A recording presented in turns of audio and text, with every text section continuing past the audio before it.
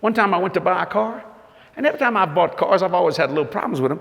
And the Lord instructed me, I never forget this, many, many years ago. He said, have you ever thought of taking me to the lot with you?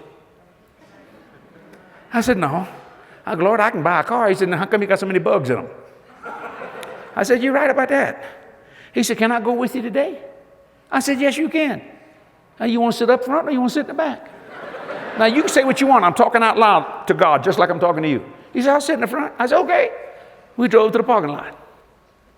And we did the car dealership. I'm looking around. I'm looking for a certain color. I see this color. And I go, ooh, I like it. He said, that's not a good car. Take your eyes off of it. I was like a kid. Because it's a pretty color. I like the color. That's not the color. That's not the right color. So the salesman comes out of the thing. He said, can we help you today buy a car? I said, I've come to buy one. I said, the Lord sent me here. He said, who sent you here? I said, the Lord sent me here, and he's going to show me which car to buy.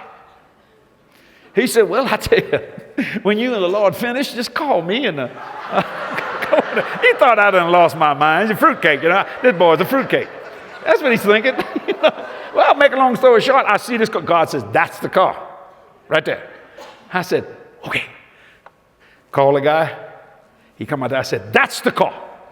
He said, well, I tell you, that's a nice automobile. I said, and the Lord said, this is what we're going to pay for it. He looked at me and went, boy, the Lord cuts a good deal. Exact words. I said, well, are you going to do what he says, or are you going to go to hell over a car? That's what I said. Remember that, Kevin? I said, you going to hell over a car? He said, well, I didn't want to go to hell. I said, but then sell it. He said, let me go tell my boss. He went tell his boss, we got to sell this car or we're going to go to hell if we don't. Because God said, that sounds stupid. But that was direction instead of misdirection. You know, I became friends with the owner of the dealership after I made that deal.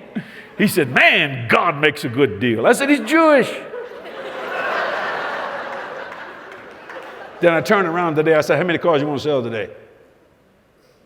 He looked at me and went, what? I said, how many cars you want to sell today? He said, on average, we sell 3. He said, I'd like to do 7. I said, that's God's number. I said, what time is it right now? He said, 10 o'clock. I said, by 4:30 in the afternoon, you will have sold 9. Boy, I could hear the devil say, suppose it don't happen. Stupid, stupid. I said, you made the wrong decision. Shut up. By 4:30, he had sold 9 cars. He calls me up. He says, listen, ask God for next week. You can say what you want. God will do things that you never thought he would do if you give him that